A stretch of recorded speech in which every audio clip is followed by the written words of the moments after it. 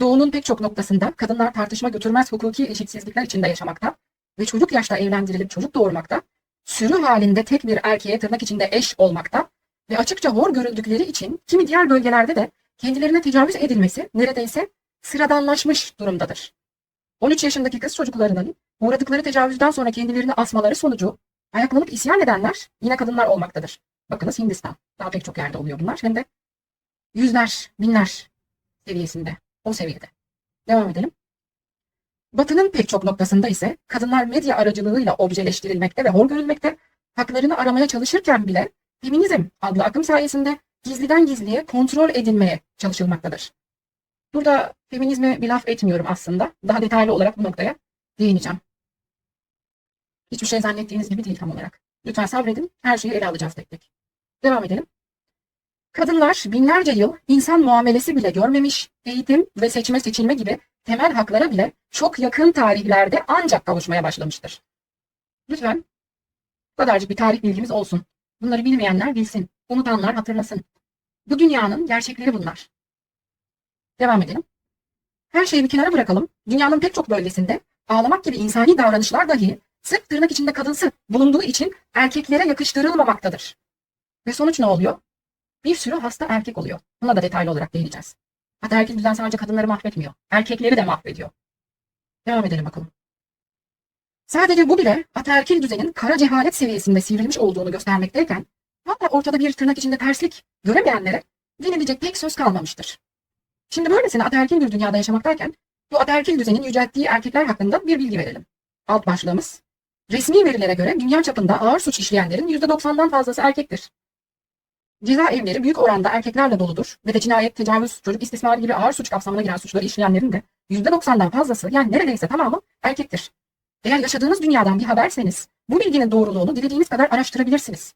Doğrudan hükümetlerin kendi kaynaklarına başvurduğunuz takdirde resmi istatistiksel verilere ulaşabilirsiniz. Erkeklerin kadınlara oranla çok daha yüksek olan suç eğilimi genel olarak erkeklik hormonu olan testosterona bağlanmaktadır. En büyük soru ise şimdi geliyor. Bir diğer alt başlığımız. Neden suça kat kat daha eğilimli olan cinsiyet bu kadar üstün tutulmakta? Cevap çok basit. Aslında bu durumdan da aynı eğilim sorumludur. Çok eski çağlardan beri deyim yerindeyse işlerine geldiği için bazı erkekler kadınları bastırmış ve fiziksel güçleri daha yukarıda olduğu için bunu yapmakta hiç zorlanmamışlardır. Dinler aracılığıyla da bu durum daha da yayılıp sürdürülmüştür. Dinler kadınları hor görmenin kaynağı haline gelmiş olduklarından, kitapları da karikatür düzeyinde, gülünç biçimde yufka yürekleriyle tanınan kadınları şeytan ilan eden cümleler içerdiğinden, hem de nasıl? Bir İncil'e göz atınız mesela. Devam edelim. Ve dinlerin kendisi de zaten açık mantıksızlıklarla yaşandığından daha çok sorgulayan yeni nesil gittikçe dinlerden soğumakta ve dinlerin genel anlamda en büyük getirisi olan içgüdü yani nefis terbiyesinden de mahrum kalıp bu sefer de başka türden bir yozlaşmışlık içine düşmeye açık olmaktadır. Bakınız dinleri eleştirmiyorum. Temelde insanları eleştiriyorum. Onların dini nasıl kullandığını eleştiriyorum. Dinlerin de yararı var. İnsan için bir ihtiyaçtır. Pek çok insan için bir ihtiyaçtır. Bu tür bir inanç sahibi olmak. Bunun altını çiziyorum. Bunu destekliyorum. Bu ihtiyacı olan kişileri anlıyorum. Burada eleştirdiğimiz başka. Burada insanları eleştiriyoruz. Şimdi hep birlikte ataerkil düzenin insanlar üzerindeki psikolojik etkilerini ele alalım. Kadınların eğitimsiz bırakılmalarının önüne geçmek için kız çocuklarının okula gönderilmelerine yönelik kampanyaların düzenlendiği, alışılagelmiş bir durum olan kadına yönelik şiddetin önüne geçmek için tırnak içinde caydırıcı reklamların oynatıldığı, neredeyse bütün popüler küfürlerin kadın bedenine dayalı olduğu ve de bir araya gelen erkeklerin kadınları hor görmeye dayalı sohbetler etmeye alışık olduğu topraklardır ülkemiz. Sırf tırnak içinde kadınsı görüldüğü için erkeklerin pembe renk objeler kullanmaları, pembe giysiler giymesi bile ancak son zamanlarda ve de kısmen yaygınlaşabilmiştir. Eşcinsel yani tırnak içinde erkeksi kadınlar çok büyük bir tepki görmezken, erkek Fatma, erkek gibi kadın şeklinde övgüleri hatırlatırım. Eşcinsel yani tırnak içinde kadınsı erkekler yıllar boyu aşırı olumsuz tepkilere maruz kalmışlardır. Yani bu ne demek oluyor? Homofobinin de altında kadın düşmanlığı yatıyor. Kadınsı erkeklerden rahatsız olunuyor. Tırnak içinde erkeksi kadınlardan değil. Devam edelim. Başlık parası adı altında yine yıllar boyu kadınlar pazar malı gibi satılarak evlendirilmiş ve erkeğin soyadını almak zorunda bırakılmıştır. Daha sayısız detayla açıklanabilecek bu çarpıklık söz konusuyken tecavüzcü ve eş katili erkekler gerçekten şaşırtıcı bir sonuç mudur? Peki ya tecavüze uğradığı zaman bile suçlanan kadınların kendilerini çöp gibi değersiz hissetmeleri şaşırtıcı bir sonuç mudur? Yeni nesil belki bunları bilmeyebilir ama bunlar her zaman oldu. Hala da oluyordur bir yerlerde. Her zaman duymak mümkün olmuyor ama emin olun oluyordur bir yerlerde. Sürdürülüyor çünkü her şey. Devam edelim bakalım. Eğitim seviyesi özellikle düşük olan kesimlerde kadınlara bakış hala yüzyıllar öncesinde olduğu gibidir. Haliyle eşinden ayrılmak isteyen bir kadın, kocası erkek akraba ve arkadaşlarıyla bir araya geldiğinde tırnak içinde dalga geçilip hor görüleceği için ortadan kaldırılmak istenmektedir. O kadın o adamın tırnak içinde malı olduğu için boşanıp başka erkeklere yaklaşmak gibi bir hakka sahip değildir ve böyle bir tırnak içinde lekeye yol açmasını önlemek için öldürülmesi gerekmektedir. Parantez içinde ünlem. Bunlar bu kişilerin zihniyetleri, düşünce tarzları. Böylece de dile düşmekten kurtulunur. İşte katil kocaların zihniyeti tam olarak budur. Tabii yediremeyenler de çok fazla yani. Bir kadının kendilerinden ayrılması onu öldürmeye sebep oluyor. Hala bunları haberlerde duyuyoruz. Daha yeni duydum. Geçenlerde. Her zaman duyuyoruz. Hala. Bu yüzyılda, bu yılda. Sağlıklı mı acaba? Erkeklerin belli bir kısmı. Sağlıklı mı? Devam edelim. Oysa ki katil koca eşini boşanmaya bile gerek olmadan istediği kadar aldatma hakkına sahiptir. Yine parantez içinde ünlem. Bu kendi düşünceleri.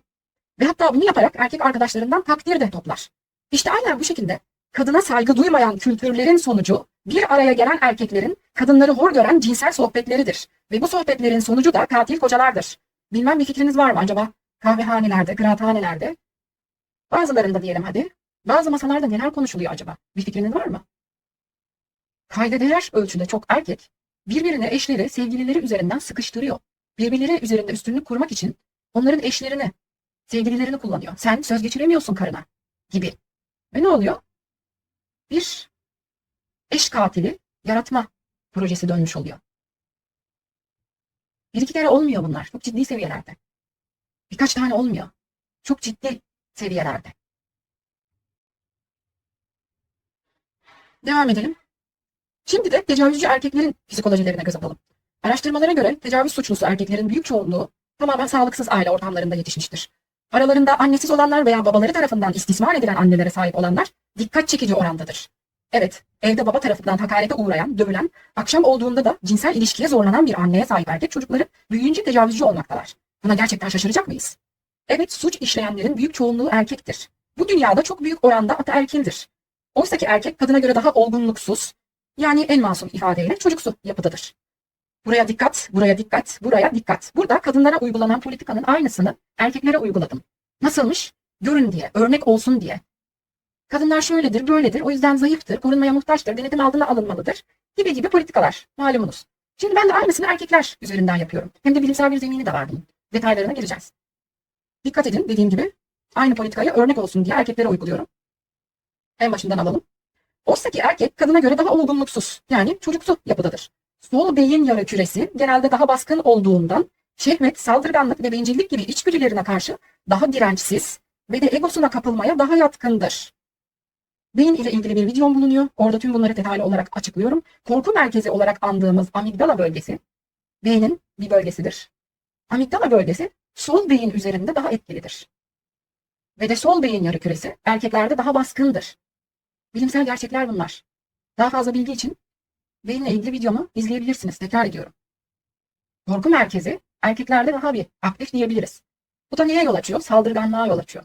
Kontrolcülüğe yol açıyor. Korkan insan kontrol etmek ister. Korktuğu için önlem almak ister. Koruyuculuk, kollayıcılık tanıdık geliyor mu? Erkeklerde bu özelliklere bayılır pek çok hanımefendi. Korku temelliymiş. Bilim bunu söylüyor. Ayrıca erkeklik hormonu olarak bildiğimiz testosteron ki rekabet ile ilişkilendirilir. Aynı zamanda da agresyon ile, saldırganlıkla. Rekabet de zaten bir çeşit agresyondur. Empati yeteneğini azaltıyor insanlarda. Bu da bilimsel bir gerçek.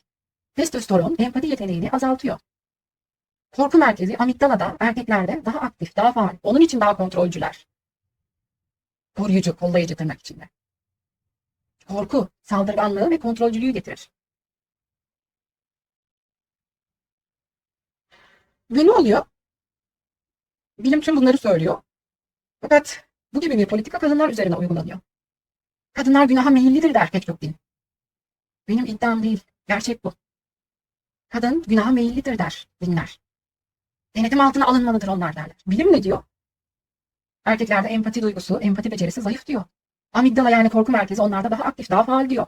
Çünkü sol beyin yarı küreleri daha baskın. Amigdala orada daha etkili. Onun için kontrolcüler, onun için saldırganlar, korkudan. Diplomatik değiller yani. Zekalarının farklı yönleri gelişmiş. Sosyal zeka, duygusal zeka kadınlar kadar gelişmemiş. Kim denetim altına alınmalı? Bence kimse alınmamalı. Ama madem kadınlara böyle bir politika uygulanıyor, buyurun ben de örnek olsun diye bunları söylüyorum o zaman. Baştan alacağım. Bakın politika nasıl yapılırmış. Bilimsel zemini baştan sundum. Dediğim gibi daha fazla detay için benimle alakalı videomu izleyebilirsiniz. Araştırabilirsiniz. Dediklerimin hepsi doğrudur. Ne dedik? Evet, suç işleyenlerin büyük çoğunluğu erkektir. Ağır suçlardan bahsediyoruz. Bu işe zorlanan hanımefendileri lütfen atmayınız artık böyle bir durumda da bu işin içine. Katillerin çoğu erkek. Evet, kadınlar öldürülmüyor sadece erkekler tarafından. Erkekler de öldürülüyor erkekler tarafından. Daha da çok hatta. Ama sonuç olarak katillerin çoğu erkek. Tecavüzcülerin çoğu erkek. Çocuk istismarcılarının da tabii ki. Anlatabiliyor muyum? Kim denetim altına alınmalı? Günaha meyilli kim? Baştan alacağım. Lütfen örnek olarak görünüz. Politika nasıl uygulanıyormuş. Evet, suç işleyenlerin büyük çoğunluğu erkektir. Bu dünyada çok büyük oranda ataerkildir. Oysa ki erkek kadına göre daha olgunluksuz, yani çocuksu yapıdadır. Bakınız çocuksu dedim, mümkün olduğunca masumlaştırmaya çalıştım bir de. Tüm bu saldırganlık vahşet içinde. Ve lütfen bütün erkekleri genellediğimi düşünmeyiniz. Hasta çok fazla erkek var. Konunun özü bu. Her erkek hasta değil. Ama hasta olanları çok fazla. Ne dedik? Çocuksu yapıdadır dedik. Yani lütfen artık iyi niyetimi anlayınız ne kadar masumlaştırdım. Sol beyin yarı küresi genelde daha baskın olduğundan şehvet, saldırganlık ve bencillik gibi içgüdülerine karşı daha dirençsiz ve de egosuna kapılmaya daha yatkındır. Bu yüzden de denetimsiz bırakılması işte böylesine suç dolu bir dünyayla sonuçlanır. Buraya da dikkat. Erkek tırnak içinde anne olan kadın tarafından dünyaya getirilip onun tarafından büyütülmesi gereken bir çocukken kadınların erkeklerin denetiminde kalması gibi bir saçmalık daha ne kadar sürecektir?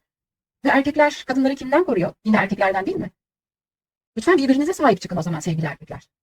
Anlatabiliyorum umarım. Burada ne dedik? Biraz önce annelikten bahsettik. Lütfen burada da o tuhaf yazılımlı zihinleriniz harekete geçmesin. Burada kadın annedir, anne olarak değerlidir demek istemiyorum. Dikkatli bir şekilde dinlerseniz anlarsınız ne demek istediğimi. Tekrar okuyorum. Erkek anne olan kadın tarafından dünyaya getirilip onun tarafından büyütülmesi gereken bir çocukken kadınların erkeklerin denetiminde kalması gibi bir saçmalık daha ne kadar sürecektir? Dikkat ederseniz az önce erkeklere çocuksu demiştim. Şimdi de kadınlara anne dedim. Bunları direkt olarak söylediğim gibi almayınız. Aslında olgunluktan bir takım becerilerden bahsediyorum. Sosyal becerilerden. Az önce ne dedik?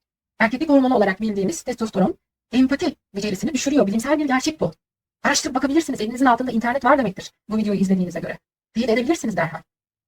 Ve ne oluyor? Sosyal zekaları, duygusal zekaları kadınlara göre kayda değer ölçüde inmiş oluyor. Olgun değiller. Sosyal beceriler, duygusal zeka zayıf. Anne ne demek? Sesini bile çıkaramayan, ihtiyaçlarını dile bile getirmekten aciz bir yavrunun ihtiyaçlarını karşılayabilecek kadar sosyal zeka, duygusal zeka sahibi varlık demek anne. Kadınlara bu yüzden anne diyorum. Sosyal zekaları yüksek olduğu için. Doğurmaları gerekmiyor. Anladınız mı şimdi? Kadına anne derken ne demek istiyorum? Evet, bir takım insanlara anlatmaya çalışıyorsunuz bunu. Bakın kadın anne olmadan da değerlidir, anne olmadan da insandır diye. Kime ne anlatmaya çalışıyorsunuz?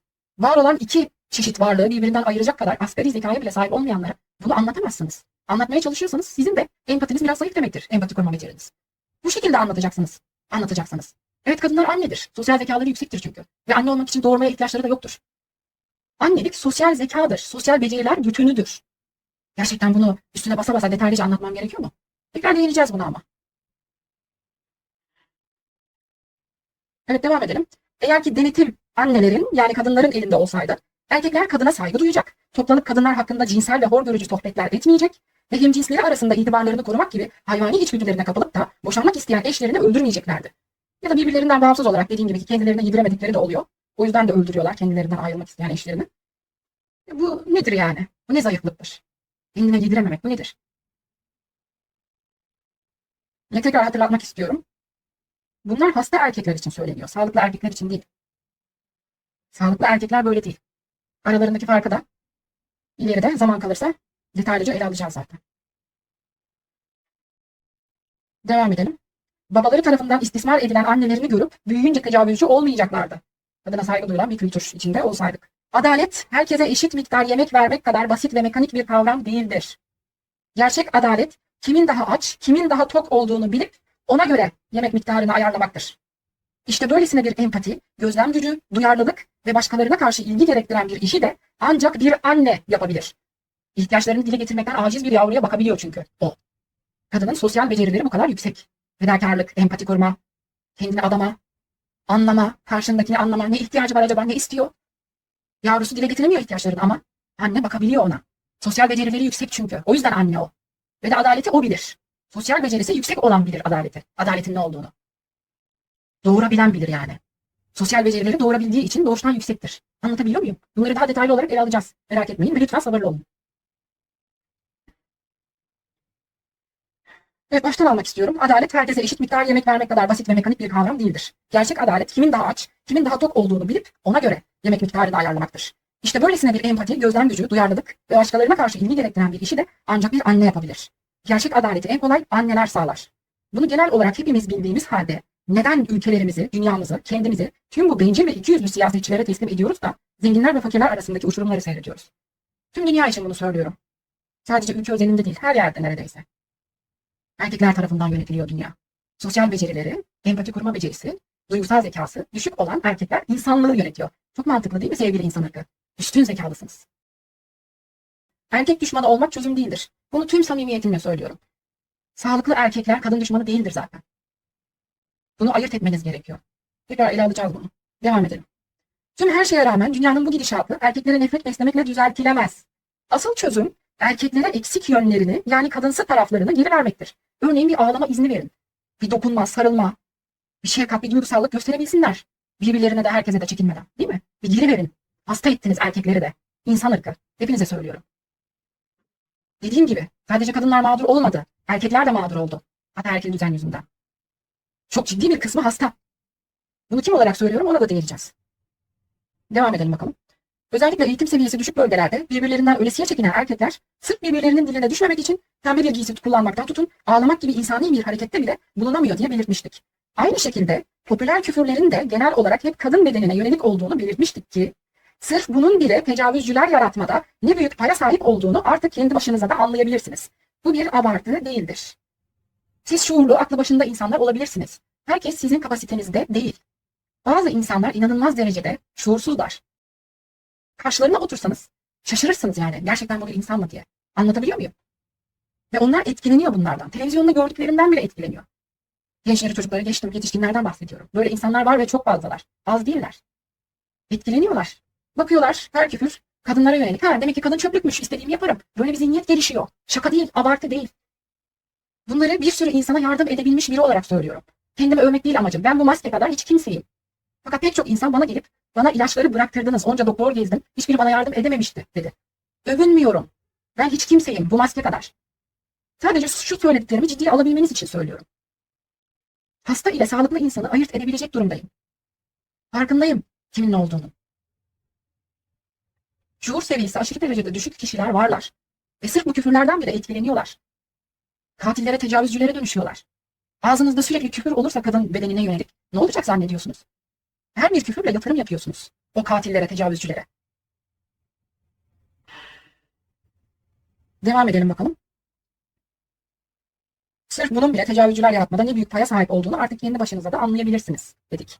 Pek çok erkek sakız çiğner gibi dünyaya geldiği yere koymaktan bahsediyor. Başka bir deyişle kendi çıktığı yere tükürüyor. Komik geldi mi bazılarınıza? Lütfen gülünüz.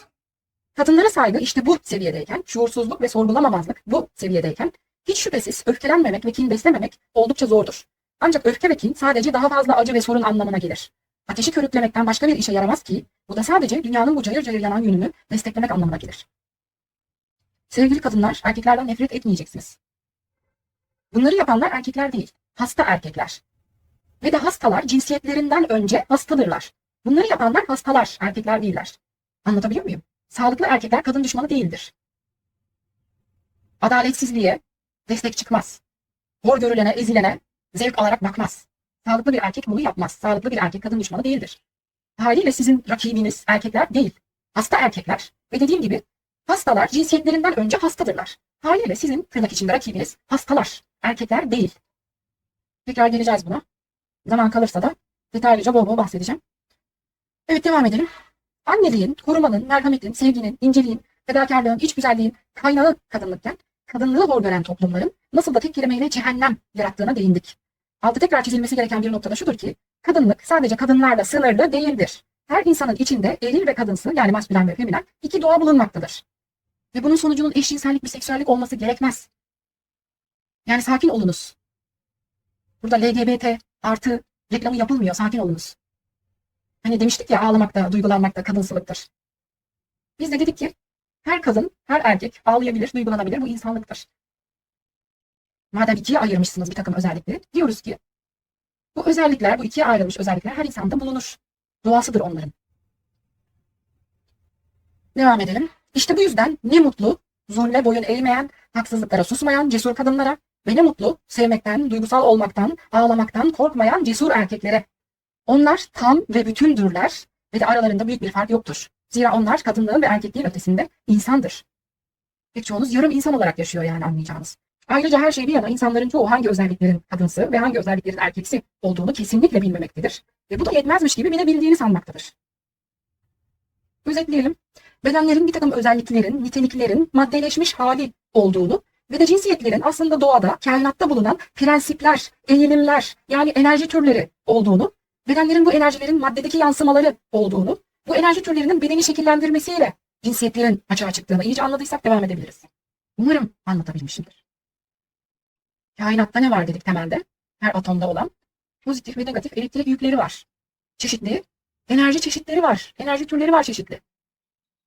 Demek ki nedir? Kadın ve erkek bedeni farklı enerji çeşitlerinin bir yansıması oluyor. Ama bu demek değildir ki şu özellik kadınsıdır, bu özellik erkeksidir. İnsanlar bunları bilmiyor. Bilmiyor. Bildiğini de sanmasın o yüzden. Bundan bahsetmeye çalışıyorum.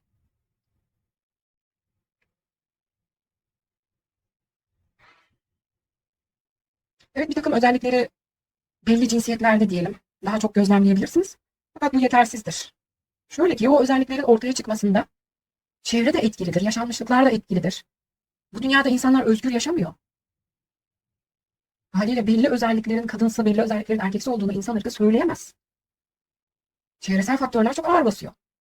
Serbest bıraktınız mı kadınları ve erkekleri? Serbest bırakın tamamen, her şeyden bağımsız. Din yok, kültür yok, hiçbir şey yok. O şekilde gözlemleyin mesela. Tabii bir de genlere yazılanlar var değil mi?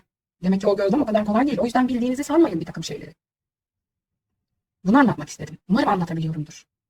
Ve kişisel fikirlerden bahsetmiyorum. Lütfen bir konuyu anlamadığınız zaman o senin fikrin şeklinde savunmalarla gelmeyin insanlara. Buna da çok şahit oldum. Bunu yaptığınızı çok gördüm birbirinize. Kişisel fikir değil bunlar. Dümdüz mantık. Ta atomlardaki negatif pozitif elektrik yüküne kadar indim. Kainatta bir takım enerji çeşitlerinin olduğunu anlatabilmek için. Ne dedik? İki çeşit beden varsa demek ki kainattaki bir takım enerji çeşitlerinin yansıması oluyor bunlar. Ama bedeni ilgilendiriyor bunlar. Bizler bedenimizden ibaret değiliz. Ve ne dedik? Bizler bedenimiz değiliz. Haliyle bu özellikleri bedenimizin cinsiyeti ne olursa olsun barındırabiliriz. Bunun sonucunun mutlaka ki eşcinsellik, panseksüellik, biseksüellik vesaire vesaire olması gerekmiyor.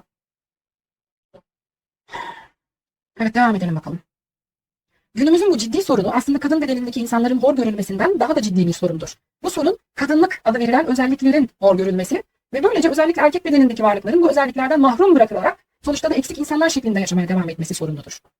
Ne dedik? Kadınlığın erkekliğin ne olduğunu insan ırkı tam olarak bilmiyor. Kadınlarda gözlemlediği bir takım özellikleri kadınsı olarak değerlendiriyor. Bazen onun da dışına taşarak. Ve böylece erkeklere kadınlarda gözlemlenen çeşitli insan özellikleri yasaklanıyor. Sonuç ne oluyor? Bir sürü hasta erkek oluyor. Ne dedik? Ataerkil düzen erkekleri de mahvediyor. Belki kadınlardan bile daha fazla.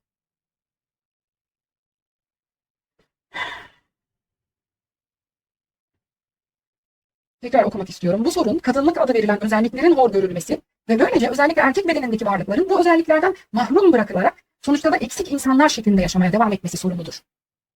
Sorunun ciddiyetini yeterince iyi anlayabilmek adına belki ne kadar çok erkeğin toplumsal baskı ve daha da önemlisi öz sevgi ve öz şefkat eksikliği sebebiyle psikolojik sorunlara sahip olduğunu araştırmak isteyebilirsiniz.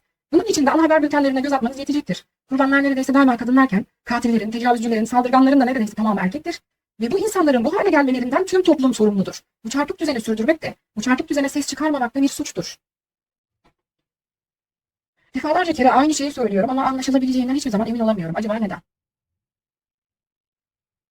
Bu arada antisosyal kişilik bozukluğu adını verdiğimiz bir durum var. Erkeklerde en az 3 kat daha fazla görülür. Bu kişilerin empati kurma becerisi yoktur, vicdanları yoktur. Kulağa yumuşak bir durum gibi gelebilir ismi bakımından. Fakat antisosyal kişilik bozukluğu demek, sosyopat ve psikopat gibi terimlerle andığımız o insanları daha resmi bir şekilde isimlendirmenin yolu oluyor. Vicdanı olmayan, empati becerisi gelişmemiş kişiler. Erkeklerde bu rahatsızlık en az 3 kat daha fazla. Yılların bilgisidir bu. Narsistik kişilik bozukluğu da en az 2 kat fazla. Yine yılların bilgisidir bu. Erkeklerde bunlar daha fazla. Zaten narsistik kişilik bozukluğu ile antisosyal kişilik bozukluğu yani sosyopati psikopatlık bazen bir arada görülebiliyor. Ailede her ölçüde bir arada görülebiliyor. Aynı gruptalar zaten. Kişilik bozuklukları tablosuna bakarsanız görebilirsiniz. Aynı gruptalar. Yakınlar yani birbirleri. Erkeklerde daha sık görülüyor. Ve ne demiştik? Erkeklik hormonu olarak bildiğimiz testosteron zaten empatiyi azaltıyor. Bilim söylüyor bunu. Buraya dikkat lütfen özellikle. Bunları aklınıza yazmanızı istiyorum. Şimdi biraz daha derinlere inelim. Kadın doğurabilen cinsiyet olduğu için bir yavru büyütebilecek kadar yüksek sosyal becerilere doğuştan sahiptir. Bütün bu beceriler bedeninde hazır biçimde yüklüdür. Bir kadın bedeni doğum yapabilecek özellikte olduğu için konuşarak ihtiyaçlarını dile getirmekten bile aciz bir yavru büyütebilecek kadar empati, şefkat ve anlayış gibi sosyal becerilere doğuştan sahip bir bedendir. Ve de bedenin sahibi sağlıklı bir psikolojide olduğu sürece bu özellikler kendini gösterecektir. İşte annelik denen de bu sosyal beceriler bütünüdür. Ve haliyle anne olmak için doğurmak şart değildir. Tekrar edelim. Kadın annelik denen sosyal becerilere sahip beden türüdür. Kadın doğurmasına gerek kalmadan zaten tırnak içinde annedir. Sosyal beceriler. Annelik sosyal beceriler bütünüdür. Doğurmak değildir. Ve çok kere bizzat kendiniz de söylüyorsunuz değil mi? Doğurmakla anne olunmuyor diye. Tamam, ben de aynısını söylüyorum. Sosyal beceriler bütünüdür annelik. Doğurmak değildir. Ve kadınların sosyal becerileri, duygusal zekaları bilimsel olarak çok daha yüksek erkeklerden. Zaten başka türlüsü nasıl olabilirdi? Doğurabilen cinsiyetin tabii ki de sosyal zekası, duygusal zekası daha yüksek olacak. Ne dedik? Antisosyal kişilik bozukluğu erkeklerde görülüyor. Sosyopatlık, psikopatlık yani empati kuramama, vicdansızlık. Ne dedik? Testosteron empati kurma becerisini aşağı çekiyor. Bilimsel bir gerçek. Elinizin altında internet araştırabilirsiniz. Doğurabiliyor kadın. Haliyle sosyal zekası daha yüksek tabii ki. Doğurabilme özelliğine sahip. Sosyal zekası, duygusal zekası daha yüksek. Daha empatik, daha anlayışlı, daha şefkatli, daha vicdanlı, daha insan. Erkeklere de bu özellikler yüklenmeli. Bunlar aşağılanacak özellikler mi? İnsanlık aşağılanacak bir özellikler bütünü mü? Deli misiniz insan ırkı siz? Gerçekten şu gezegene geldiğimden beri hiçbir şey anlamıyorum. Bunca şeyi anlamama rağmen. Bu nasıl bir şuursuzluk? Bir de siyaset gibi insanlarla alakalı bir alan hep erkeklere bırakılıyor. Sosyal zekası, duygusal zekası düşük olanlara, doğum yapamayanlara, haliyle sosyal zekası düşük olanlara.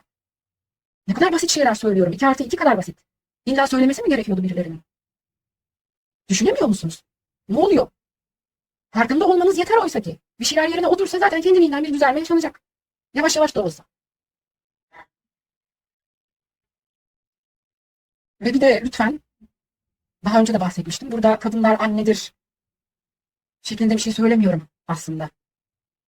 Kadın anne olmadan da değerlidir diye gelmeyin yani. Burada başka bir şey söyleniyor. Anneliğin sosyal beceriler bütünü olduğu söylendi. Doğurmakla ilgisinin olmadığı söylendi. Zaten dediğim gibi var olan iki çeşit bedenden birini daha aşağı görecek kadar askeri düzeyde bile zekası gelişmemiş kişilere kadın anne olmadan da insandır, anne olmadan da değerlidir şeklinde konuşarak ne anlatmaya çalışıyorsunuz? Yapamazsınız. Madem öyle, onlar bundan anlıyor, bu şekilde anlatacaksınız. Evet, kadınlar annedir ve bunun için doğurmaları gerekmiyor. Zaten anneler doğuştan. Bilim de bunu gösteriyor. Yani illa bilim mi demek lazım? Tabii ki doğurabilen cinsiyetin sosyal zekası daha yüksek olacak. Sosyal becerileri daha fazla olacak. Tabii ki. Ve bilim gerçekten de bunu onaylıyor. Tabii ki onaylayacaktı. İlla onaylaması mı gerekiyordu? Bunun altına çizmeye çalışıyorum. Defalarca kere tekrar ettim. Erkeklik hormonu, testosteron, empatiyi yani sosyal becerileri aşağı çekiyor. Kadın ise doğurabildiği için sosyal becerileri, duygusal zekası yüksek. İnsandan daha iyi anlıyor. Psikolojiden yani. Veya siyaset gibi bir alan. Niye hepsi erkek? İnsanlar idare ediliyor siyaset alanında. Ne demek kadın yok? Ne demek azıcık kadın var? Deli misiniz? Sosyal zekası yüksek olan evde oturacak. Düşük olan mı yönetecek insanları? Ne oluyor?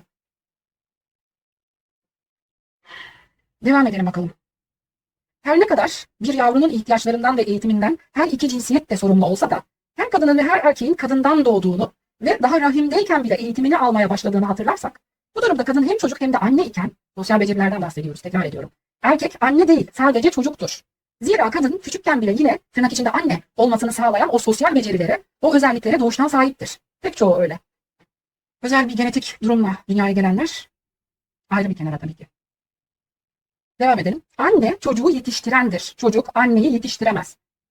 Burada amaç erkekleri kötülemek değil. Çünkü hasta değilim ben. Buradaki konu nedir? Erkeklerin çok ciddi bir kısmı bu dünyada hastalanmış ataerkil düzen yüzünden.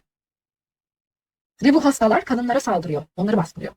Bu zorbalar. Çünkü zorbalar, anlayabileceğiniz şekilde söylüyorum. Kullandığım tabirler için kusura bakmayın. Zorbalar eziktir. Bu yüzden de birilerini ezmeye ihtiyaç duyarlar. Daha üstün hissedebilirler böylece. Zorbalar eziktir. Bu yüzden pek çok hasta kadınları ezmek ister. Erkekler demiyorum. Sağlıklı erkekler bunu yapmaz. Sağlıklı erkeklerle hasta olanları ayırt edebiliyorum. Ve ne diyorum sizlere? Hastalar cinsiyetlerinden önce hastadırlar. Haliyle kadınların erkeklerle bir savaşı yoktur. Kadınların hastalarla bir savaşı vardır bu dünyada. Kandırıldınız. Feminizm size kadınlık erkeklik savaşı olarak sunuldu. Böyle bir şey yok. Sağlıklı erkek kadınları hor görmez. Sadece bir ruh hastası bunu yapabilir. Hastalar yapar. Ve tekrar ediyorum. Hastalar cinsiyetlerinden önce hastadırlar. O yüzden bu bir kadınlar ve hastalar savaşı. Kadınlar erkekler savaşı diye bir şey yok. Hiçbir zaman olmadı. Uyanın. Devam edelim bakalım. Evde sesini fazla çıkaramayan annelerin olduğu evlerde büyüyen ve de annelerinin babaları tarafından fiziksel ve psikolojik şiddete maruz kaldığını ve tüm bunların üstüne bir de cinselliğe zorlandığını gören oğlan çocukları geleceğin tecavüzcüleri ve eş katilleri olmaktan nasıl kurtulur? Artık daha iyi anlaşılmış olmalıdır. Etraftan söz gelmesin diye öldürülmüş sayısız kadının kemikleri sızlamaktan nasıl kurtarılır? Artık daha iyi anlaşılmış olmalıdır. Bu vahşi dünyanın ataerkilliğe ihtiyacı yoktur. Ve şunu söylemek istiyorum sevgili erkekler, özellikle size. Lütfen erkekliği savunacağım diye hastaları savunmayınız. Hastalar sizin denginiz değildir. Dediğim gibi hastalar cinsiyetlerinden önce hastadırlar. Hastaları savunmayınız erkekleri savunduğunuzu zannederek. Erkekliği savunacağım diye hastaları savunmayınız. Onlar sizin denginiz değiller. Siz sağlıklıysanız hastalar sizin denginiz değildir. Hastaları savunmayınız. Erkekliği savunacağım diye düşünerek, öyle zannederek. Anlatabiliyor muyum? Burada size karşı bir şey yok. Sakin olunuz, korkmayınız. Evet, devam edelim bakalım. Anayazıda kadınların tarih boyunca ve günümüzde uğradığı dehşet verici durumlar kısmen anlatılmıştır. Bunlardan biri de kadın sünneti denen anmak bile istemediğim durumdur ki işin aslı bu uygulamanın sadece adına bakarak bir çıkarım yapmak yanlıştır. Bu uygulama aslında erkek sünnetiyle karşılaştırılamayacak olan cehaletin, sapkınlığın son düzeyinde bir uygulamadır. Fazla detay vermeden açıklamak gerekirse bu uygulama sırasında çok küçük yaşlardaki kız çocukları alınır ve genital organlarının kesilebilen her kısmı bıçakla kesilerek atılır. Ardından da kalın ve sağlam bir iple organın ağzı dikilir. Geriye sadece çok küçük bir açıklık bırakılır. Çocuk çok geçmeden babası yaşındaki bir erkekle evlendiğinde organındaki dikişin tüm denetimi kocasına geçer. Koca cinsel ilişki istediği zamanlarda o dikişi açar ve ilişkinin ardından dikişin eşince tekrar atılmasını bekler. Dikişi kendi iradesiyle açan kadınlar ağır biçimde cezalandırılırlar. Bu uygulama uzun yıllar devam etmiş, yakın bir tarihte cesur bir kadının çabaları sayesinde yasaklanmış ancak hala devam ettirilen bir uygulamadır. Kadın sünneti ayrıca Müslüman halklar arasında rastlanan bir uygulamadır. Müslümanlıkta gerçekte böyle bir uygulama elbette yoktur. Ne demiştik yazının başında? İslam, Müslümanlık herkesin istediği gibi yaşadığı bir halde, değil mi? Öyle miymiş, değil miymiş?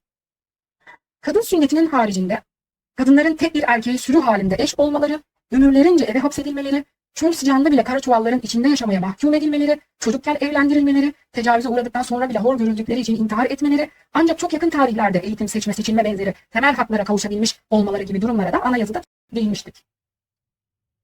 Ve ayrıca sati uygulaması adı verilen bir uygulama var. Hindistan aslında bir uygulama. O da yıllar önce yasaklanmıştı fakat hala devam ettiriliyor.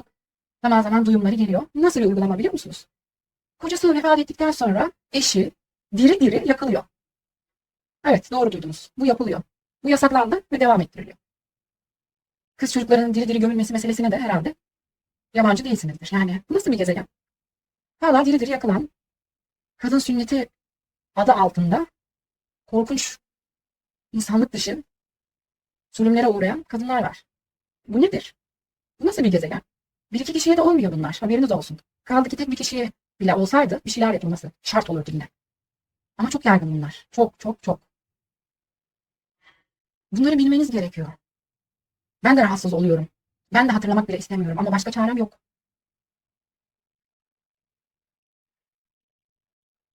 Devam edelim. Tüm bunlar günümüzün olanakları sayesinde dünyadan daha çok haberdar olan kadınların belli bir kısmını harekete geçirip feminizm adlı akımı körüklerken özellikle bazı genç oğlanlar arasında da feminizme bir karşı duruş akımı ortaya çıkmıştır. Bunun da temel sebebi kendi açıklamalarından da anlaşılacağı üzere kız arkadaş edinememeleri veya kız arkadaşlarınca terk edilmeleri sonucu kadınlara güvenmek istememeleridir.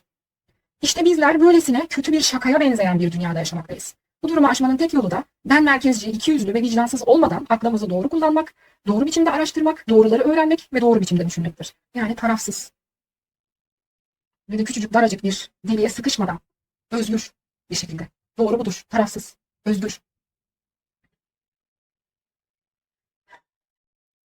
Yazının başında açıkça ortaya koyulduğu üzere feminizm adlı akım onları toplumsal cinsiyet rollerinden özgür kılacağı, öz sevgi ve öz şefkatten uzaklaştırmaktan kurtaracağı için aslında erkeklerin tamamen yararınadır. Problem şu ki feminizm adlı akım da bir manipülasyon aracı haline getirilmiştir. Ne demiştim en basitinden? Erkeklerle kadınlar arasında bir savaş yok demiştim. Bu sizlere öyle sunuldu. Kadınlarla hastalar arasında bir savaş var demiştim. Çünkü hastalar cinsiyetlerinden önce hastadırlar. Hasta erkekler çok fazla. Sağlıklı olanları da fazla ama. Ve onlar kadın düşmanı değil. Ruh hastası değil çünkü. Zevk almıyor kadınların aşağılanmasından, öldürülmesinden, tecavüze uğramasından, ikinci sınıf insan muamelesi görmesinden. Hoşlanmıyorlar bundan. Hiçbir sağlıklı insan da hoşlanmaz. Tekrar ediyorum lütfen erkekler. Hastalar sizin denginiz değildir. Erkekliği savunacağım diye hastaları savunmayın. Burada size karşı olan yok. Hastalara karşı olan var. Onlara bir şeyler yapılması gerekiyor onlarla ilgili. Gerçekten umarım anlıyorsunuzdur. O kadar inanılmaz bir şuursuzluk var ki bu dünyada. Ne dersem diyeyim bir türlü emin olamıyorum anlaşılabileceğimden. Yine de biliyorum anlayanların olacağını mutlaka. Aksi takdirde bu kadar zahmete girmezdim açıkçası. Ne demiştik? Problem şu ki feminizm adlı akım da bir manipülasyon aracı haline getirilmiştir. Zaten her şeyden önce bu akımın adı amacına uygun bir şekilde eşitliği vurgulayan bir ad olmalı idi. Öyle değil mi sizce de? Madem feminizm eşitliği hedefliyor, adı niçin feminizm? Bu kadar basit. Manipülasyon her şey. Devam edelim. Şunun altını tekrar ve tekrar çizmek şarttır ki, kadınlık sadece kadın bedenindeki varlıklarla sınırlı değildir. Zaten tüm bu çarpıklığa destek olan pek çok kadın bedeninde birey de bulunmaktadır. Altını tekrar ve tekrar çizelim ki, kadınlığın hor görülüp bastırılması demek, erkek bedeninde olan her insanın içindeki kadınlığın, yani duygusallığın, şefkatin, empatinin, hoşgörünün, kısaca anaçlık olarak bilinen o sosyal beceriler bütününün bastırılması demektir. İnsanlığın yani bastırılması. Ne olur anlayın. İşte zaten tam da bu yüzden tırnak içinde erkeksi kadınlar çok aşırı tepkiler almazken, tırnak içinde kadınsı erkekler tarih boyunca ve hala pek çok yerde aşırı olumsuz tepkiler almış ve almaktadırlar. Erkek bedeninde olan bireyler bu hor görülme yüzünden kadınsı bulunan her türlü tavır ve davranıştan toplum baskısı ile uzak durmak zorunda bırakılmaktadırlar. En sonunda da içlerindeki duygusal yön ile, kendi kalpleriyle olan bağlarından ve öz sevgiden, öz şefkatten koparak içsel olarak çürümekte ve de çok ciddi bir kısmı da insanlıklarını kelimenin gerçek manasında kaybederek katillere, tecavüzcülere dönüşmektedir. Sevgili insanlık artık uyanın. Evet, tekrar etmekten yoruldum açıkçası. Ama en iyi şekilde anlatabilmek istedim.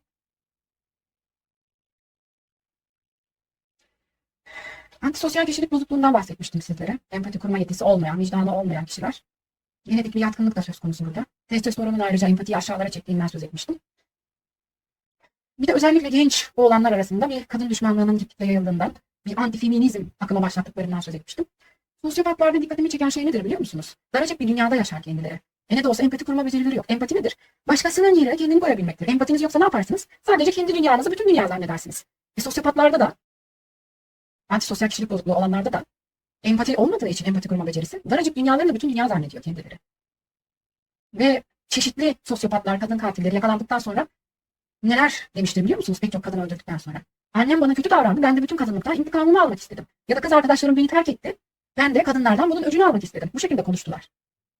Ve hiç şaşırmadım. Çünkü antisosyal kişilik bozukluğu dediğim gibi bunu gerektirir. Empatileri yok. Kendi dünyalarını bütün dünya zannediyorlar. Tanıdıkları 3-5 kadını bütün kadınlığın özeti zannediyorlar.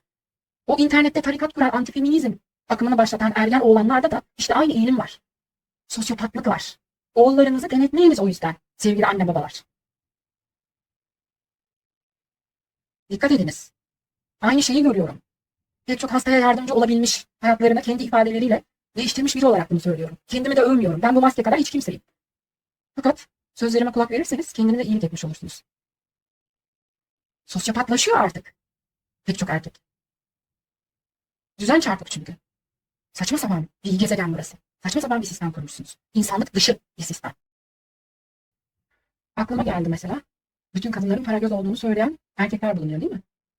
Neden mesela? Acaba kendilerinde hiçbir şey olmadığı, sadece para olduğu, haliyle de sadece o parayı isteyen bir takım kadınlar kendilerine geldiği için olabilir mi?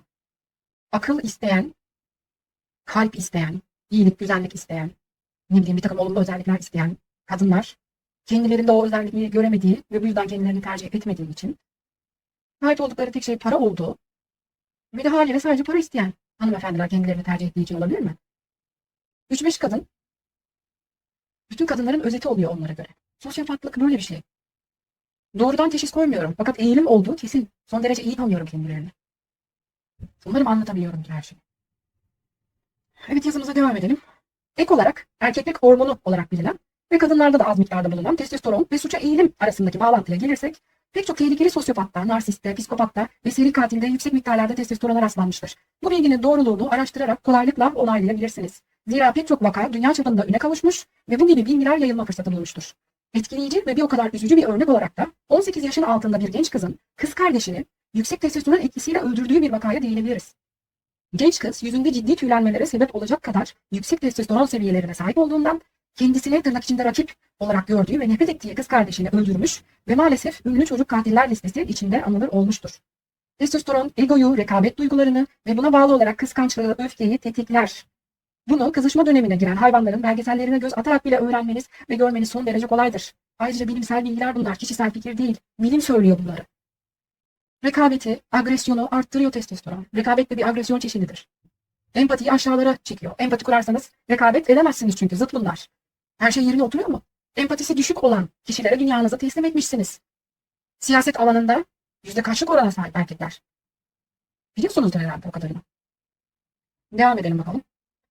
Burada anlamamız gereken nokta erilliğin çok da yüceltilecek, pohpohlanacak bir özellikler bütünü olmadığıdır. Ancak hepimizin bildiği üzere dünyamızda yapılan tam olarak budur. Sapkın ataerkillik, kaos yaratmak ve insanları daha kolay yönetebilmek için mükemmel bir yoldur ve bunu sağlamak için dinlerden de çok güzel faydalanılmıştır. Detaylı olarak bunları açıkladık, ele aldık zaten. Erillik yüceltilmemeli. Kadınlık da yüceltilmesin ama şu durumda kadınlık aşağılandığı için mecburen yüceltilmek zorunda. İnsanlık yüceltilmeli, insanlık. Kadınlıktan bahsederken de zaten insanlıktan bahsetmiş oluyoruz aslında. Herkesin içinde var bunlar. Ne oluyor? Bu ayrım ne? Nasıl bir deli, kumarhane gibi bir gezegen bu? Nasıl anlamıyorum. Bunca şeyi anlamama rağmen bunu anlamıyorum bu gezegene geldiğinden beri. Devam edelim bakalım. Erkeklerdeki kadınlara oranla çok daha yüksek olan suç oranı bazı dürüst davranmayan kişilerce fiziksel güce sahip olma ve bunu kötüye kullanma ile açıklanır. Yani bu kişiler kadınların daha yüksek bir fiziksel güce sahip oldukları takdirde erkeklerden daha çok suç işleyeceklerini iddia etmektedirler. Oysa ki kadınlar hali hazırda çocuklardan fiziksel olarak daha güçlü oldukları halde çocuk istismarı suçlularının istatistiklere bakıldığında neredeyse tamamının erkek olduğu görülür. Yılların bilgisidir. %99. Neredeyse altına bile hiç inmez. Yılların bilgisi. İnkar etmeye kalkmayın. Dezenformasyon yaratmayın. Çocuk istismarı derken kastettiğim şeyi anlıyorsunuzdur. O kelimeyi kullanmak istemiyorum. Özellikle de çocuklarla birlikte. Çocuk kelimesinin yanına kullanmak istemiyorum. %99. Madem erkeklerin daha çok suç işlemesini onların fiziksel olarak daha güçsüz olmalarına bağlıyor bazı kişiler. O zaman çocuklara bunları yapanlar niye %99 oranlarında hep erkek? Neden? Kadınlar çocuklardan daha güçlü değil mi fiziksel olarak? Bir de bu fiziksel olarak güçlü olmaya da üstünlük zannedenler var. Çok ilginç. Size bir şey söyleyeyim o halde. Doğada fiziksel olarak güçlü olan işçidir. Anlatabiliyor muyum? Fiziksel olarak güçlüysen ağır işleri sen yapacaksın demektir. İşçisin demektir. Buradan yakın buyurun. Ne üstünlüğü? İşçi üstünlüğü mü? İşçileri hor görüyor ama çoğunuz. Pek çok insan. Çoğunuz demek istemiyorum. Pek çok insan hor görüyor. O zaman üstünlük neymiş? Zaten. Değil mi ama?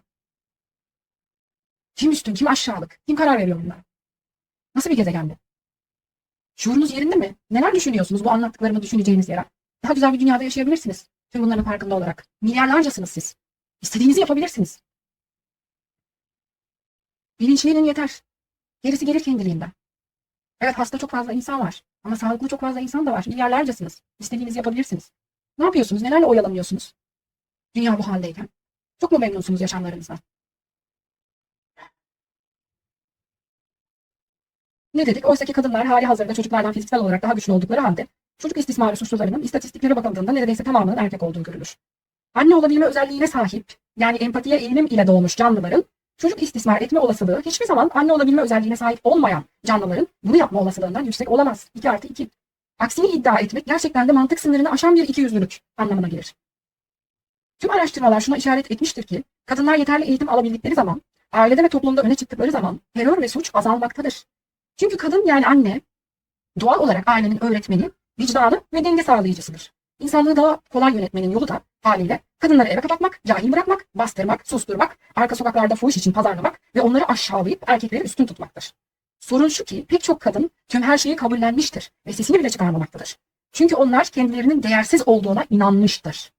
Kendi değerlerini öğrenmeleri gerekmektedir ki bu kibirlenmek, birilerine tepeden bakmak anlamına gelmez. Bu kendine güvenmek, kendine inanmak, kendine dost olmak, kendi kendinin kahramanı olmak, adaletsizliğe susmamak ve korkuya meydan okumak demektir. Korku neymiş? Korku sizden korksun.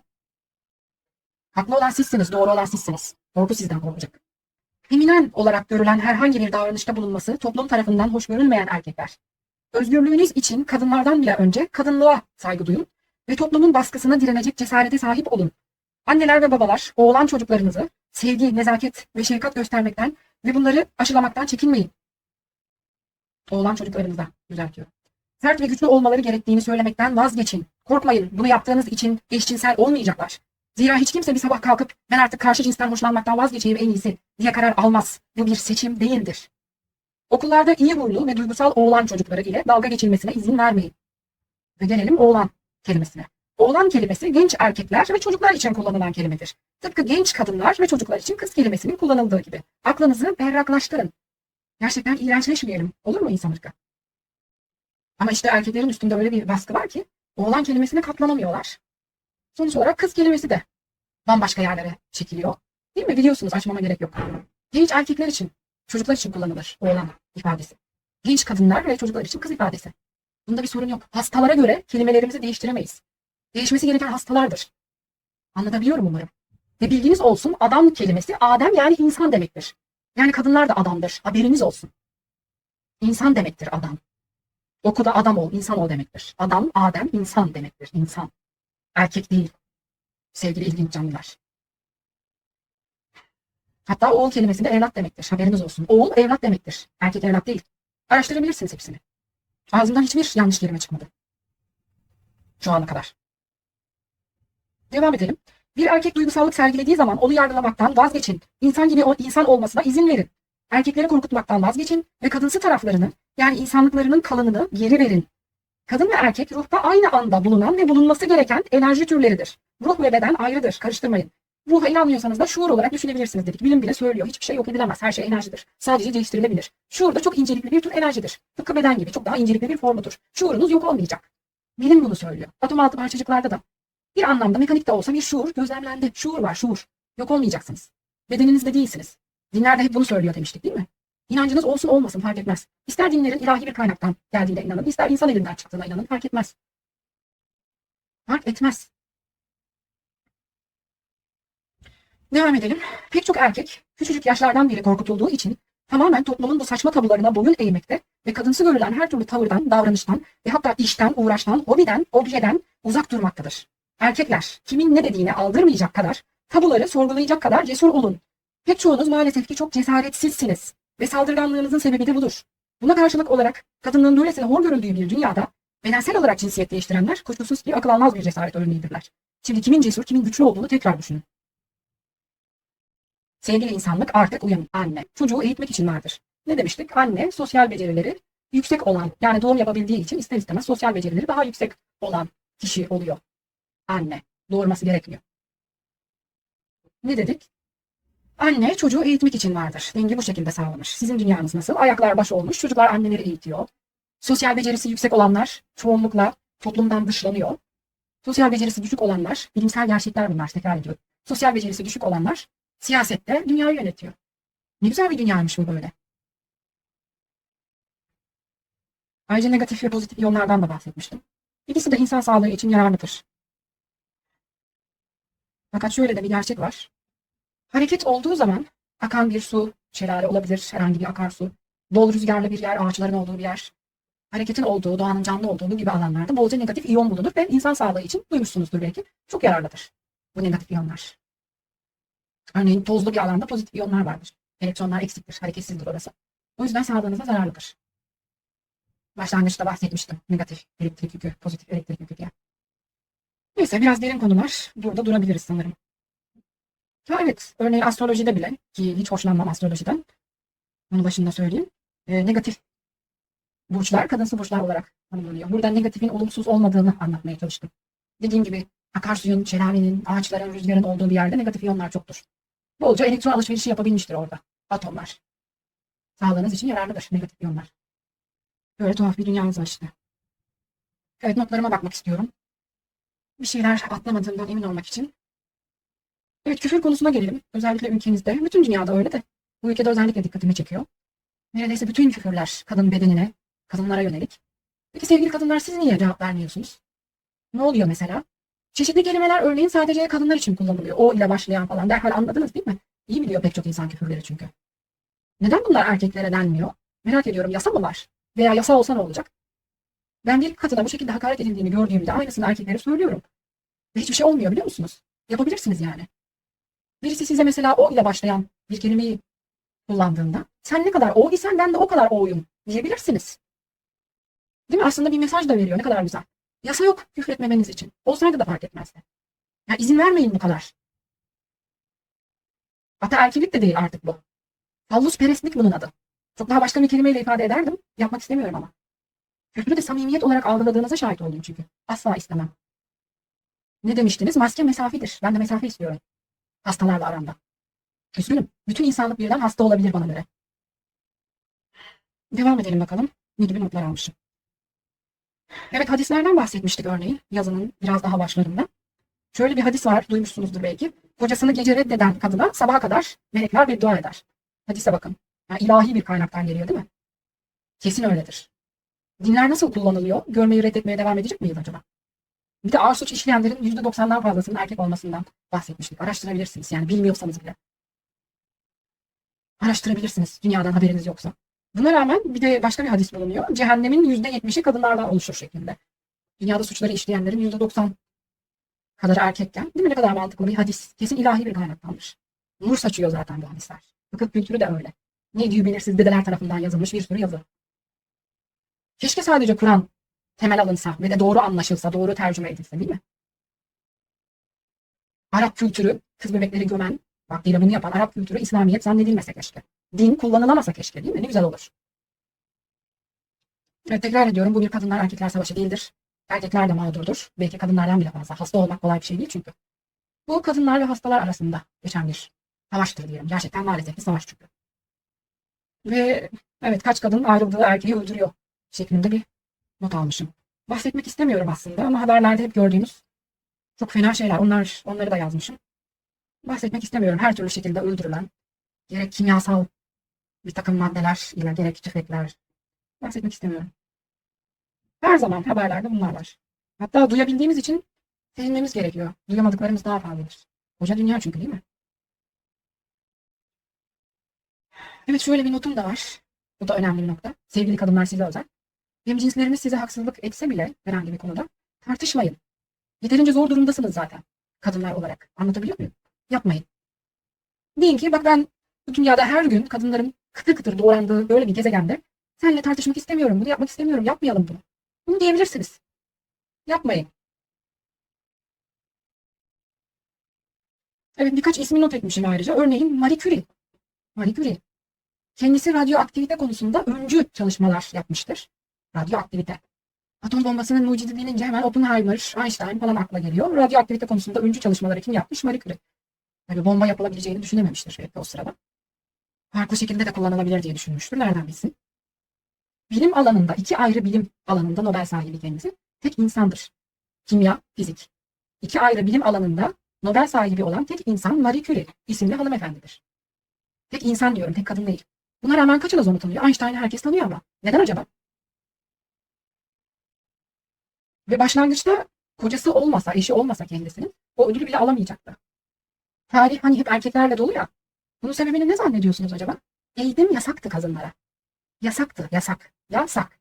Pek çok kültürde, pek çok medeniyette bu böyleydi.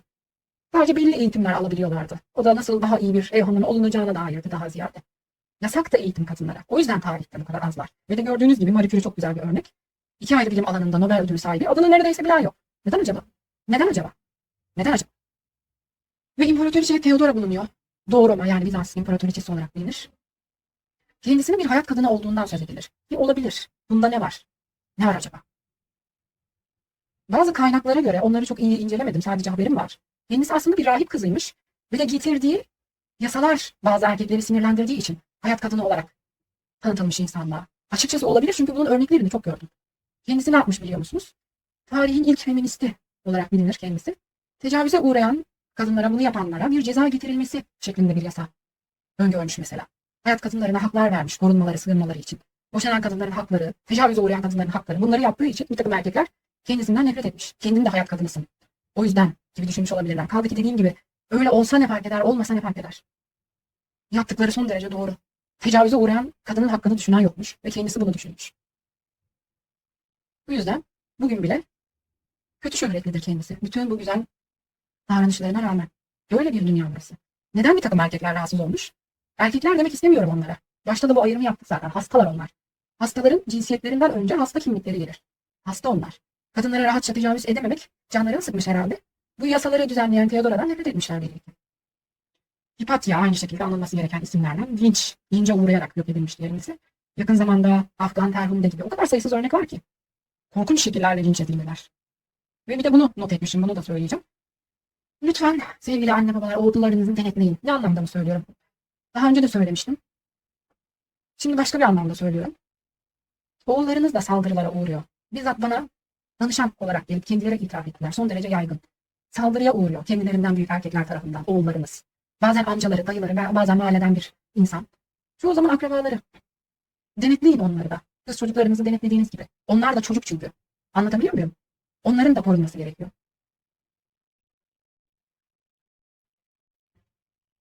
Evet, bunu da not etmişim. Eşinin sözünü dinlemeyenler vaktiyle akıl hastanesine kapatılıyordu. Kadınlar, araştırabilirsiniz. Bu da doğru bir bilgi. Ha bir de şöyle bir nokta bulunuyor. Bazı insanlarda bunu duymuştum, bazı insanlardan. Örtünseydi kadınlar kimse onlara saldırmazdı. Örtünmeyince saldırma hakkı mı vermiş oluyorlar? Ve dahası da hayvanları da mı örtelim mesela? Hayvanlara da çok fazla saldırı oluyor. T ile başlayan kelime. Kullanmaktan yoruldum. İstemiyorum zaten. Anlatabiliyor muyum? Hayvanları da mı örtelim mesela? Bu ne böyle? Suçluların, hastaların yanında insanlar. Nedir bu? Bu gezegen tımarhane mi acaba? O kadar yaygın ki bunlar genellemek durumunda kalıyorum. Anlıyorsunuzdur umarım. Yani bir de susanlar, tepki göstermeyenler. Üzgünüm, ben bu tepkiyi göstermek zorunda hissediyorum. Genelleme yapıyormuş gibi görünebilirim. Farkındayım sağlıklı kişilerin de olduğunu. Bunun altını çizdim zaten. Bu bir kadın erkek savaşı değildir dedim en başından. Kadın ve hasta savaşıdır. Kadınlarla hastalar arasında geçen bir savaştır dedim. Genellemiyorum hepinizi, merak etmeyin. Ama birilerinin bir şeylere tepki gösterdiğini görmek istiyorum. Göstermeyende de bir sorun var demektir çünkü bana göre. En azından bu kadar doğal kabul etmeyin yaşamlarınıza. Devam etmeyin hiçbir şey olmamış gibi. Evet, notlarımı sanırım tamamladım. Son sözler ve kapatacağız. Evet, devam edelim. Son sözlere geldik.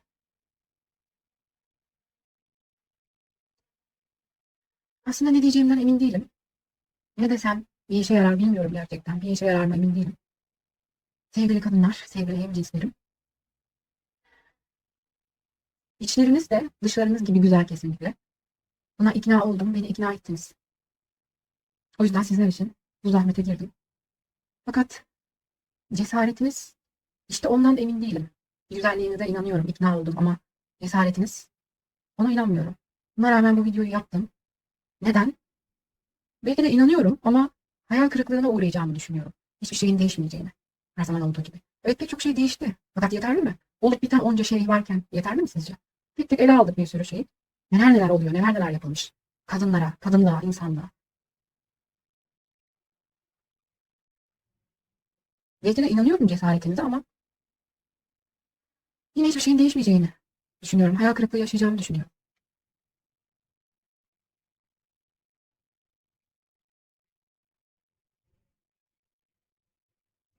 Pek çok şeyi ele aldık birlikte. Daha insan olduğunuzu anlatmaya çalıştım size. Hastaların hasta olduğunu ortaya koydum.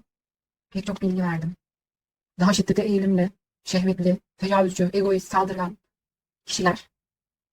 Bunlar ve aşağılanan sizlersiniz sevgili kadınlar. Gerçekten razı mısınız buna? Razı mısınız gerçekten? Yani erkekler diye bir genelleme yapmaktan hala çekiniyorum. İyi niyetimi lütfen oradan anlayın. İstesem yaparım. Yapmıyorum. Çünkü niyetim o değil. Hastalarla erkekler arasındaki çizgiyi çekmeye çalışıyorum. Yine de baktığımız zaman o kadar çok erkek hasta ki. Tecavüzcü kendileri, katil kendileri, egoist olan, şehvetli olan, kibirli olan kendileri, tüm ağır suçları işleyen kendileri ve aşağılanan sizlersiniz kadınlar. Bu nedir? Razı mısınız buna? Bu nedir? Kabul ediyor musunuz gerçekten bunu? Neden kendinizi bu kadar değersiz hissediyorsunuz? Bu kadar korkuyorsunuz? Öyle olmayanlarınızı tenzih ediyorum. Ayrı bir kenara koyuyorum. Ama öyle olanlarınız, bu şekilde anlattığım gibi olanlarınız çok fazla. Her şeyin farkındayım. Neden mesela milyarlarca insan sizi hor görüyor, aşağılıyor diye mi? Sayı nedir ki? Kumsalda da sayısız kum tanesi bulunuyor değil mi? Nitelik mi, nicelik mi yani? Milyarlarca kişi sizi hor görsün. Bu gerçekten tırnak içinde sizi aşağılık mı yapar? Neyi değiştirir? Milyarlarca çöp de milyarlarca çöptür mesela. Ya da milyarlarca kum tanesi kum tanesidir. Ne oluyor? Gerçekten nasıl bu kadar kısırıksınız? Evet size yapılmayan kalmamış. Gördük bunu hep birlikte. Asılmışsınız, kesilmişsiniz, diri diri yakılmışsınız, diri diri gömülmüşsünüz. Can veren organınıza dikiş atılıyor. Daha ne olabilirdi acaba? Düşünmek bile istemiyorum. Bu nedir? Bu nasıl bir gezegen? Çok oluyor bunlar. Az değil. Tekrar ediyorum. Kaldı ki bir kişiye bile olsa izin verilmemeliydi. Bir de üstüne üstlük çok oluyor. Tüm bunlar oluyor. Ve siz mi aşağılık hissediyorsunuz? Sizin mi özgüveniniz düşük? Neden? Bilmediğim ne var? Her gece rüyanıza nurlar içinde ışıklar saçan bir varlık giriyor. Ve ben Tanrıyım. Seni ben yarattım. Sen aşağılık bir yaratıksın. Erkeğe itaat edeceksin. Pislik mi diyor. Suratına tüküreceksiniz o zaman öyle Tanrı'nın. Öyle bir Tanrı yok çünkü. Nedir bu özgüvensizliğinizin, pısırıklığınızın, korkaklığınızın sebebi? Hastalar sizden daha güçlü olabilir fiziksel olarak ama alet kullanma becerisi olan canlılarsınız sizler de. Elleriniz armut mu topluyor? Kendinizi savunmak için elinize bir nesne alabilirsiniz. Şiddeti önermiyorum. Kendinizi savunmayı öğretmeye çalışıyorum. Cesur olacaksınız sadece. Kendinizi savunun istiyorum sadece. Şiddet istemiyorum. Öyle bir niyetim olsa kadın erkek savaşı var ortada derdim. Öyle bir şey demedim ben. Lütfen erkekler siz de tekrar ediyorum erkekliği savunacağım diye hastaları ve onların yaptıklarını savunmayınız. Hastalar sizin denginiz değildir. Hastalar hastadır. Erkekler erkektir. Tamam mı? Hastaları savunmayın. Erkekliği savunuyorum zannederek. Saçmalamayın. Ve lütfen kadınlar ellerinizin armut toplamadığının farkında olun. Size tek gereken cesaret. Birileri size zarar veriyorsa kendinizi savunabilirsiniz. İnanmayın. Her kim size ne diyorsa sizi aşağı çeken inanmayacaksınız. Ve artık bir şeyler yapacaksınız. Bu emir gibi nereden mi geliyor? Kim olarak mı söylüyorum bunu? İç sesiniz olarak söylüyorum. Başka hiç kimse olarak değil. Duymayı unutmuşsunuz belli ki. Tüm bunlara izin veremezsiniz. Hastalar bunca şey yapıyor. Her haltı yiyen kendileri aşağılanan sizsiniz. Nedir bu ya? Bilincinde olacaksınız. Bu bilgileri yayacaksınız. Bugüne kadar hiçbir video için istemedim. Fakat like atınız lütfen. Böylece YouTube öne çıkaracaktır bu videoyu. Üye olun gerekirse like atın. Videoyu indirin. Silinmesinden de endişe ediyorum. Bu kadar dikkatli olmama rağmen. Çünkü nasıl bir dünyada yaşadığımın farkındayım. Yorum bırakın bir şekilde. Çok bir şey yazmanıza gerek yok. Bu sayede YouTube öne çıkaracaktır. Bugüne kadar böyle bir şey istemedim. İstemem de. İyi bir amaçla bunları istiyorum. İndirin diyorum ayrıca videoyu. İndirebilirsiniz. O şekilde yayın. Bir şeyler yapın. Bilinçlenin. Lütfen cesaret sokun şu içinize. Şu küfürlere de izin vermeyin. Biri size o dediğinde cevap vermesini bilin. Ne diyeceğinizi bilin. Sen ne kadar o isen ben de o kadar oyum deyin en azından. Mesaj da vermiş olur bu. Bu ne şuursuzluk. Bütün küfürler size dayalı. Hep siz aşağılanıyorsunuz. Her halta hastalar yediği halde. Tecavüzcü onlar, katil onlar, egoist onlar, şehvetli onlar. Çocuğa, hayvana bile saldıran, sataşan onlar. Aşağılanan siz. Bu nasıl bir gezegen ya? İzin vermeyeceksiniz sevgili kadınlar. Vermeyeceksiniz. İç sesiniz olarak söylüyorum. Başka kimse olarak değil. Hiç kimseyim ben. Bu maske gibi hiç kimseyim. İzin vermeyeceksiniz. Doğru olan sizsiniz. Güzelsiniz. Masumsunuz siz. Anladınız mı beni? Güzelsiniz. İçiniz dışınız güzel. Masumsunuz siz. Yapmayacaksınız. İyinin, güzelin, doğrunun aşağılanmasına izin vermeyeceksiniz. Sizden başka kimse yapamaz bunu. Siz koruyacaksınız. Koruyacaksınız. İç sesiniz olarak söylüyorum size. Başka kimse olarak değil. Ayrıca ifşa etmesini de bilin bazı şeyleri. Rahatsız ediliyorsanız, bir şeyler oluyorsa ifşa edin. Kendiniz utanmayacaksınız. Yapanlar utanacak. Bu utanç kültürü saçmalığı bitecek. Tekrar ediyorum. Annelik denen sosyal beceriler bütünüdür. İhtiyaçlarını dile getirmekten aciz bir yavruya bile bakabilen varlığın sahip olduğu o sosyal beceriler bütünüdür. Empati, şefkat, sabır, bir şekilde anlayabilme, kendini onun yerine koyabilme. Annelik budur. Doğurmanız gerekmiyor anne olmak için. Doğursanız da olamayabilirsiniz zaten. Anne. Anne olmak budur. Sosyal beceriler bütünüdür. Doğum yapabilme beceriniz olduğu için sosyal becerileriniz daha yüksektir. O yüzden insanlığı aslında sizin idare etmeniz gerekir. Siyasette kadınlar olmalı, erkekler değil. Ne kadar basit bir gerçek. 2 artı 2 kadar düz mantık. 2 artı 2 kadar bile değil. Daha da fazla hatta. Dümdüz mantık. Gerçekten bunları anlatmaya çalıştım. Ne kadar becerebildim bilmiyorum. Umarım anlatabildim. Bir şeyleri ulaştırabildim, yerine koyabildim. Umut her zaman var ama çok fazla mı? Bilmiyorum. O konuda bir şey diyemeyeceğim. Ve tekrar etmek istiyorum. Bilmiyorum kaçıncı kere. Bu savaş, zoraki savaş. Evet maalesef bir savaş içindeyiz. Kadınlar ve hastalar arasında. Kadınlar ve erkekler arasında değil. Hastalar cinsiyetlerinden önce hastadırlar. Size başka türlü, affedersiniz, yutturulmasına izin vermeyin bunu. Hastalar erkek olma özelliklerinden, bu kimliklerinden önce hastadırlar. Sağlıklı bir erkek zaten kadını hor görmez, aşağılamaz. Sadece ezik zorbalar birilerini ezme arzusuna sahip olurlar. Böylece daha üstün hissetmeye çalışırlar. Eziktirler çünkü zorbalar. Bakın tüm bunlarla da kendinizi savunabilirsiniz bu bilgilerle de. Zayıf noktalarını da söylüyorum size. Size saldıranların. İzin vermeyeceksiniz. Müdahale edeceksiniz. Her hemcinsinizi koruyacaksınız. İç sesiniz söylüyor bunu size. Doğru olan sizsiniz, güzel olan sizsiniz, masum olan sizsiniz. Koruyacaksınız masum olanı, doğru olanı, haklı olanı. Koruyacaksınız. Doğurmanız gerekmiyor. Annesiniz siz. Empati duygunuz yüksek sizin. Yüksek. Ne dedik? Erkeklik hormonu testosteron empatiyi azaltıyor. Rekabetle, agresyonla ilişkilendirilen bir hormon. Tabii ki empati bunlara zıttır. Defalarca kere söyledim. Bilimsel gerçekler bunlar. Hani gözlemlemeyi bilmiyorsanız, hiçbiriniz bilmiyorsa, insan ırkından söz ediyorum, hepinize hitaben söylüyorum. Alın, bilim de söylüyor. Ve araştırabilirsiniz. Kendi iddialarım değil.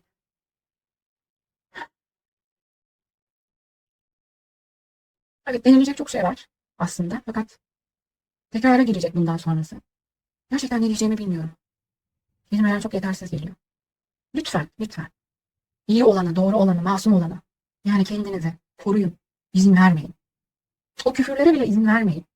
O bile büyük bir haksızlık sizlere. Siz bunu hak etmiyorsunuz. Sizin içiniz dışınız güzel. Kendiniz ikna ettiniz bunu. Buna kendiniz ikna ettiniz beni. Tarafsızım. İkna oldum. İçiniz dışınız güzel. Masumsunuz. Güzelsiniz. Yapmayın. Korunmasız bırakmayın kendinize. Hemcinslerinize yapmayın. Yapmayın. Daha da ne diyebilirim bilmiyorum.